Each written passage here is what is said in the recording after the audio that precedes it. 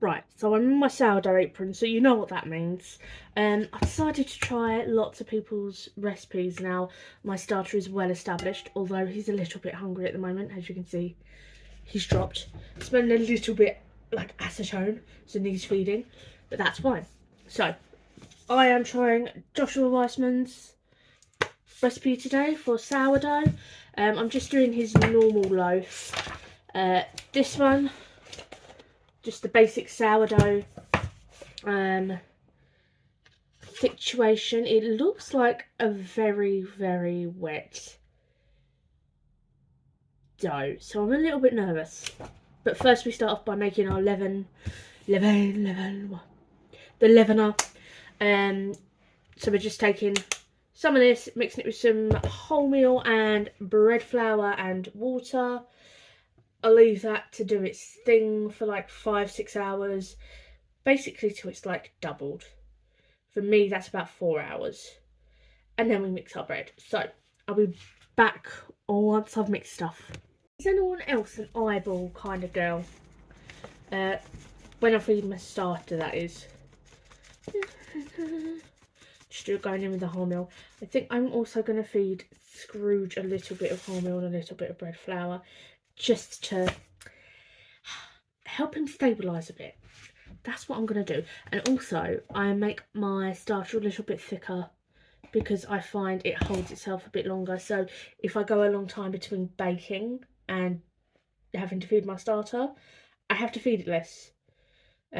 Same goes for if I'm going to put it in the fridge, I will make it thicker because it takes it longer to rise and fall. So yeah, happy Monday everybody. How are we all doing? How are we all doing? I feel like I'm on the edge of a mental breakdown, can you tell? My husband made his first sourdough because I'm looking at doing sourdough classes. He's very happy with it. He got a bit eager and baked it a bit early, but that's not on me, so that's fine. As you can see, he's already eaten a lot of it. Got a nice rise, just not enough. I'm very happy because that's his first loaf. My first loaf was like a pancake. If you're new to sourdoughs, just be patient. Be patient with yourself. Be patient with your starter. Biggest tip I can give you if you have no patience is to buy an established starter, because that cuts out half the problem for you. It's done.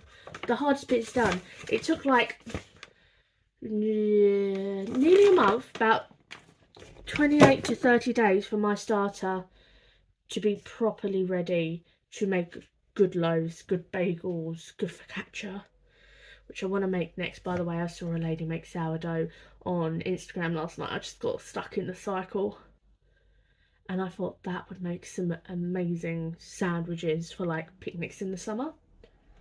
Oh, I need to pin these. My nan made me this apron. I can't remember if I told you before, but I think I'm going to, because these flaps annoy me, I think I'm going to sew those bits down because they annoy me. They like flap. Big side tangent there. Like I said, possibly on the verge of a mental breakdown. Happy Monday. Help with the scales were on, wasn't it? Right. Water.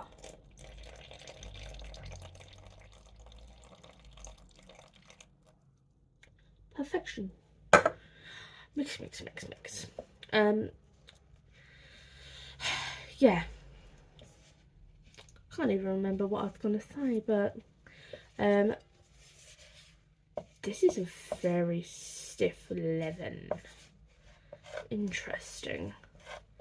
Very interesting. That's because I didn't add all the water. I added the same amount as, don't mind me, I added the same amount as the flour. Like one batch of the flour, and obviously I put wholemeal and bread in. Following the recipe, she said. Following the recipe. Now I'm following the recipe. That is not a pleasant noise. So yeah, while this is doing its thing, I'm going to work on my business model a bit more, my lesson plan. I'm making recipe cards for sourdough starter, step by step, keeping it very simple, very basic, very easy. And then I've got the basic card, which I'm going to use for my lessons. It's basically a beginner's guide to, like, you know, basic sourdough. And then I'm going to do some other classes like English muffins. We ate all the English muffins, so I can't even show you. So yeah, but they looked shop bought. I don't know whether that's a flex or not. I really don't know. All I know is, since I've started having sourdough, if you don't know from my previous videos, I have PCOS, endometriosis, type 2 diabetes. Sourdough is naturally lower in GI, so it means that your blood sugar doesn't spike, so it's perfect for me. And then it's also got good, like, lacto acid bacteria kind of stuff from the fermentation process, so it's good for your gut. And I tell you something, my boss gave me some bread the other day because they had it left over from a barbecue from the bank holiday weekend, and so we had hot dogs for dinner. When I say hot dogs, I mean like proper sausages, onions, the works, in rolls. I was very unwell from having normal bread afterwards. I don't know whether that was a me thing. I mean, my husband wasn't unwell, but he has an iron constitution, so I'm going to stick with my sourdough. I've not bought proper bread for us since end of February. I didn't think I'd keep it going this long, but here we are. So yeah, I'm gonna cover this leaven with my little shower cap that you're actually resting on, so I'm not gonna pull it out because you're gonna fall. And I'm gonna feed Scrooge. Yes, I have a lot here, but I'm planning on making some focaccia, but I'm probably going to do that tomorrow because I still have bagels and mixed bread. But I might freeze a few of the bagels so that we can just pull them out of the freezer whenever we want. Also, ciabatta, sourdough ciabatta freezes beautifully, beautifully. I'm also going to do an experiment because I saw this lady, the easy way to make baguettes. I made a really good baguette the other day. It was ciabatta. It was a 100% hydration dough. I struggled to work with it, and I turned most of it into pizza because it was easier, if you saw my pizza thing. But she cold proofs overnight, which I don't usually like doing because it's a bit sour for me. She cold proofs overnight, and then she basically takes her dough scraper, cuts down, and because it's cold dough, it's easier to handle, and it basically automatically turns them into baguettes. I don't have an oval banneton, so I do have loaf pans. So I might line a loaf pan with a clean tea towel, dust it, put the bread in, and then when I bring it out in the morning and cut it, it will be more baguette shaped. Because I want to do steak baguettes this week, some point for dinner, with some rocket and grilled onions and wasabi mayo, because I don't have horseradish. Big side tangent here. Now we're like nearly 10 minutes in easily, so I'm gonna have to cut all this down. It's fine, it's fine. I'll see you when I actually mix the dough. Or do I bother showing you mixing? I don't know. I'll see you when I see you.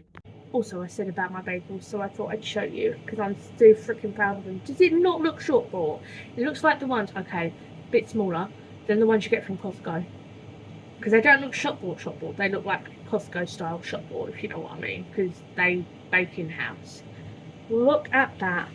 So I'm gonna have, you can probably hear my air fryer, that's probably really loud. I'm gonna have smoked salmon and scrambled, well, I'm gonna do like a scrambly omelette thing and put that on my bagel with smoked salmon for breakfast. Maybe a bit of rocket for some greenery. But yeah, that's going to be my breakfast today. Look at that. Look at it. Okay, we are back. I've got some fermentation bubbles and a little jiggle in my leaven. I'm panting because I just ran up the stairs because it said my parcel for the sourdough masterclasses had been delivered. And it's not. So I need to find out what's happened to my parcel. We ran into a bit of an issue. I don't have a bowl that's big enough. I mean, it's big enough, but it's not big enough. So I think I'm going to have to pull out my big, huge tub to proof the dough in, because it's filled up my biggest bowl. Fine. Okay, so I'm at the stage now where I meant to leave this for another hour, and then I add the leaven, or leavener, whatever you want to call it, and then we had to do the rhubarb. Basically you hold the bowl and you kind of go like, give it a nice little massage. You could do the slap and fold technique, I guess, same kind of thing, but because this is so wet, I think that's why he does the other method. I'm going to call it the rhubarb method because I don't know how to pronounce it. So I'm going to leave this for an hour, not an hour and a half, because he says an hour to an hour and a half, and it's warm here today. It gets very warm in this flat, like, you know, I didn't feed this long ago and he's already risen quite a bit. So we're going to leave this for an hour, and then we're going to do the rhubarb foldy in the bowly method. We are on day 2 of making Joshua Weissman sourdough. The oven is preheating. Had a bit of a meltdown yesterday. I think I may need new scales. The dough didn't feel right. It was very, very wet. I watched his video and I was like, something's not right here. So I'm definitely going to buy new scales because something's going on. My dough was clearly too wet. And then because it was so wet, I was like, oh my God, is it proofed or not? Oh, I'll leave it a bit longer. So the dough was really, really wet when I shaped it and put it into the fridge. I probably overproofed it by about 40 minutes. So it wasn't quite focaccia level or turning back into a starter level, but it was hard to shape. So we're going to see what happens. So his recipe makes enough for 2 loaves. So I'm doing one in the only banneton I have, which is just a round one. And then another one I lined a loaf pan with a clean tea towel, bit of flour, and then I'm going to tip that out and cut it down the middle to make baguettes. Moment of truth. Oh, she flat as a pancake.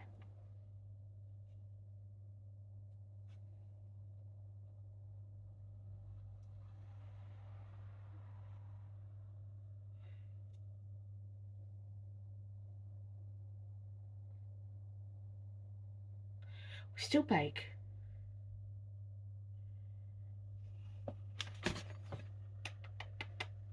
How do I bake?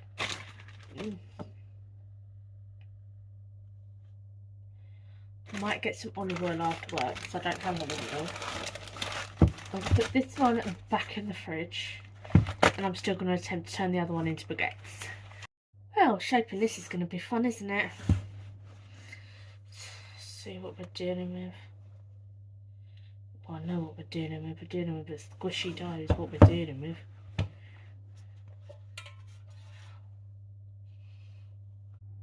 Cute montage of me trying to shape whatever the hell this is.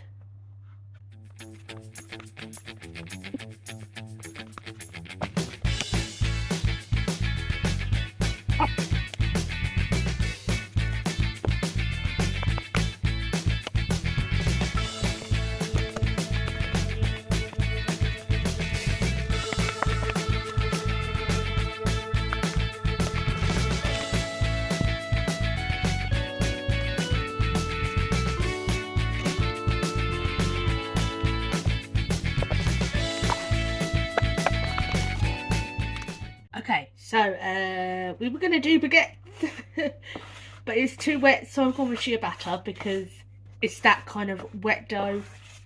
The other stuff I'm going to turn out later when I get some olive oil, because you can't make focaccia without olive oil. people that say you can and use other things, no. So I think I'm going to do a garlic and rosemary focaccia. I've only got dry rosemary, so I might, when I get the olive oil, sometimes they have rosemary in my little corner shop. So into the oven we go. So that's in the oven. I'm going to 100% blame this fail on me, because not just my scales, but me. I did the one thing I tell everyone not to do, which is follow the recipe. Like, follow the recipe for the dough, but don't follow it for the timings. I got to, so Josh Weissman, I think he did 5 or 6 stretch and folds, and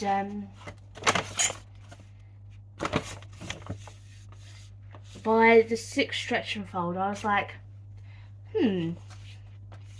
this is feeling a little bit overproofed. Like, it had no proofing time other than me doing the stretch and folds.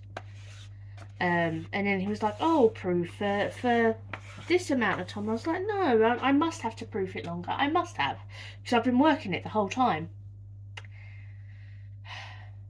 My one rule, don't listen to the recipe timings. New scales we're going to get. And we're not listening to recipe timings. We're not. I'm not doing it. I'm just hoping that the dough seems so wet because my scales are off. So if I get new scales, hopefully that'll rectify it. Because I've had a few duddish kind of loaves.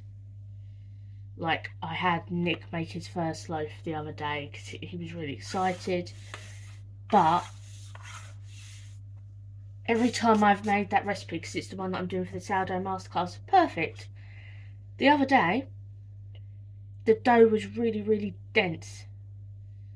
So I'm thinking it's definitely the scales. So scales, and never listen to the timings of a recipe. It's going to make some good ciabatta and focaccia though, so that's fine, I guess. Okie dokie, so, if in doubt, always bake something. Bit of a funny shape, because obviously it's a very wet batter, but I'm quite happy with the ciabatta. I've got 2 of those. I'm about to pop out and grab the olive oil so I can make the focaccia. This is the other one. It's a little bit more flat, but a bit more ciabatta looking. Nice and brown on the bottom. Soft, crispy. I'm gonna make some great sandwiches regardless. I'm interested to see what the focaccia is gonna do. So I'm gonna get the olive oil. I've got some dry rosemary in the cupboard, so I'm gonna put some of that on, and some sliced garlic in there. Plenty of olive oil, sprinkle of salt. It's gonna be delicious. It's gonna be fine. If in doubt, always bake it off. Right, we're back. I managed to get some olive oil. Just had to take out a new mortgage for it though. This little bottle of olive oil was £4. And a lot of it's going on here. It's fine. It's fine. So, this is what I mean. She's flat. There's nothing of her. Is she going to tip out? Oh, come on. Please don't ruin my Benetton. Come on. Something's happening.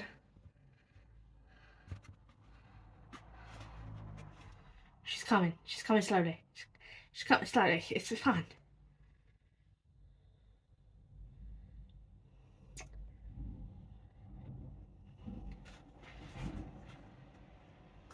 If in doubt, we still always bake. Somehow. Oh, okay, so I've only got a little bit to clean off there. It's fine. So, put her in, flip her over. Oh yeah, there's no way she was going to make a loaf. Who am I kidding?